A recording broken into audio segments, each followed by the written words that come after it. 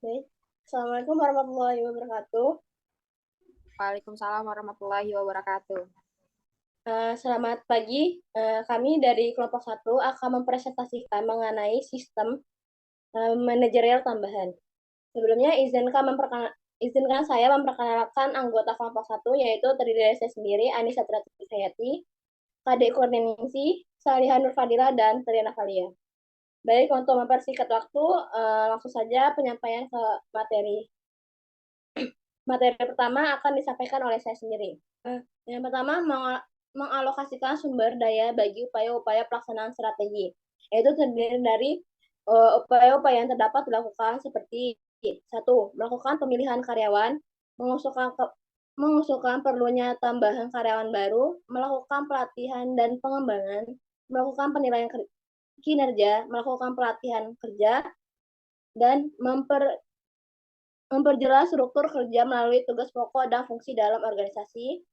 Yang ketujuh, menerapkan disiplin, memotivasi, memberikan saluran komunikasi. Yang ke-10, menerapkan kebijakan kesehatan dan keselamatan kerja.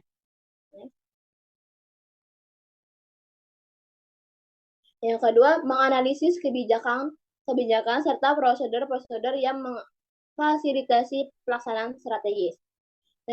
Menetapkan kebijakan dan prosedur yang memfasilitasi eksekusi strategi kebijakan dan prosedur perusahaan dapat mendukung ataupun menghambat eksekusi strategi yang baik. Tujuan atau fungsi dari kebijakan dan prosedur perusahaan dalam mendukung eksekusi strategi yang baik adalah sebagai berikut, yaitu memberikan arahan dari level pemimpin teratas hingga ke terbawah. Bagaimana suatu aktivitas harus dilaksanakan dalam perusahaan, membantu melaksanakan aktivitas strategi secara konsisten, mendukung terciptanya lingkungan kerja yang kreatif, dapat memfasilitasi eksekusi strategi yang baik. Mungkin itu saja yang dapat saya sampaikan. Materi selanjutnya akan disampaikan oleh Salihah Nur Fadila. Pada Salihah dipersilakan. Baik, terima kasih moderator yang telah memberikan waktunya kepada saya. Di sini saya akan melanjutkan tentang ketetapan menggunakan alat-alat manajemen proses untuk menjalankan perbaikan terus-menerus. Terdapat beberapa alat yang digunakan dalam menjalankan perbaikan terus-menerus dan ketetapan penggunaannya serta fungsinya. Di antaranya yaitu, yang pertama, curhat pendapat atau sumbang saran, atau juga yang disebut dengan brainstorming, yang kedua, diagram alur, yang ketiga, analisis SWOT, yang keempat, ranking preferensi, yang kelima, analisis tulang ikan, yang keenam, penilaian kritis, yang ketujuh, benchmarking, dan yang kedelapan, diagram analisis medan daya atau bidang kekuatan. Yang keempat, yaitu ketetapan membangun sistem operasi dan informasi. Karena peran penting sistem informasi yang dapat mengoptimalkan operasional bisnis, maka peran tersebut disebut penting. Yaitu yang pertama, mengoptimalkan kegiatan operasional suatu bisnis, mempermudah pengambilan keputusan oleh karyawan sampai manajer, meningkatkan kemampuan perusahaan untuk menjadi pemain pasar yang unggul dan kompetitif, membantu semua karyawan untuk membuat keputusan. Baik, mungkin itu saja yang dapat saya sampaikan. Saya kembalikan ke moderator. Baik, terima kasih atas penyampaiannya. Untuk materi selanjutnya akan disampaikan oleh Kadek Kurnianingsih. Pada Kadek dipersilakan. Baik, yang keempat, ketetapan membangun sistem operasi dan informasi, yaitu fungsi sistem informasi. Yang pertama, mengumpulkan dan menyimpan data dari semua aktivitas dan transaksi perusahaan. Yang kedua, memproses data menjadi informasi yang berguna pihak manajemen. Yang ketiga, memanajemen data-data yang ada dalam kelompok-kelompok yang sudah ditetapkan oleh perusahaan. Yang keempat, mengendalikan kontrol data yang cukup sehingga aset dari suatu organisasi atau perusahaan terjaga. Yang kelima, menghasilkan informasi yang menyediakan informasi yang cukup bagi pihak manajemen untuk melakukan perencanaan, mengeksekusi perencanaan, dan kontrol aktivitas.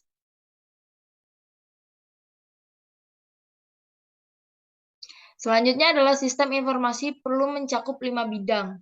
Yang pertama, data pelanggan.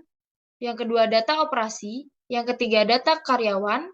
Yang keempat, pemasok atau mitra atau data sekutu kolaboratif. Yang kelima, data kinerja keuangan. Sistem ini baru bisa berwujud dengan tepat jika seluruh pihak yang terkait di dalamnya mampu mengenali permasalahan yang ada, kemudian membuat rencana untuk solusi di kemudian hari. Maka dari itu, sistem manajemen yang baik sangat perlu untuk mengembangkan potensi perusahaan. Tujuannya agar dapat meraih keuntungan sekaligus mengembangkan jaringan bisnis. Jadi perusahaan tidak akan rugi bahkan sampai tutup.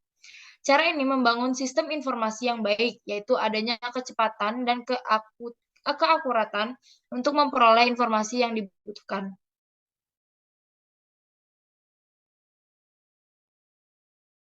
Selanjutnya adalah jenis-jenis insentif. Yang pertama, pitchwork. Teknik ini digunakan untuk mendorong kinerja kerja pegawai berdasarkan hasil pekerjaan pegawai yang dinyatakan dalam jumlah unit produksi. Yang B, bonus. Insentif yang diberikan kepada pegawai yang mampu bekerja sedemikian rupa sehingga tidak tingkat produksi yang baku terlampau. Yang C, komisi. Bonus yang diterima karena berhasil dan sering diterapkan oleh tenaga kerja berjualan. Yang D, insentif bagi eksekutif. Insentif yang diberikan kepada pegawai, khususnya manajer atau pegawai yang memiliki kedudukan tinggi dalam suatu perusahaan. Misalnya, untuk membayar cicilan rumah, kendaraan bermotor, atau biaya pendidikan anak. Dari saya kembalikan kepada moderator. Baik, terima kasih atas penyampaiannya. Selanjutnya akan disampaikan oleh Tria Navalia. Kepada Tria, saya persilakan. Baik, terima kasih moderator. Di sini saya akan menjelaskan ketetapan memadukan penghargaan dan insentif dalam melaksanakan strategi. Yang E, kurva kematangan diberikan kepada tenaga kerja yang karena masa kerja dan golongan pangkat serta gaji tidak bisa mencapai pangkat dan penghasilan yang lebih tinggi lagi. Misalnya, dalam bentuk penelitian ilmiah atau dalam bentuk beban mengajar yang lebih besar dan sebagainya. F, sedang rencana insentif kelompok. Kenyataan bahwa dalam banyak organisasi, kinerja bukan karena keberhasilan individual, melainkan karena keberhasilan kelompok kerja yang mampu bekerja sebagai suatu tim. Selanjutnya, teknik motivasi yang membangun komitmen sepenuh hati untuk keunggulan operasi dan sikap menang di antara karyawan. Yang pertama, strategi untuk memfasilitasi pelaksanaan strategi. Yang kedua, menghubungkan sistem reward dengan hasil kinerja strategi yang relevan. Yang ketiga, merancang sistem kompensasi dan insentif. Yang terakhir, merancang kinerja berbasis insentif dan reward di perusahaan multinasional. Sekian dari saya kembalikan kepada moderator. Cukup sekian pemaparan dari kami, kurang lebihnya saya mohon maaf, pada Allah saya mohon ampun. Saya akhiri, wassalamualaikum warahmatullahi wabarakatuh. Waalaikumsalam warahmatullahi wabarakatuh.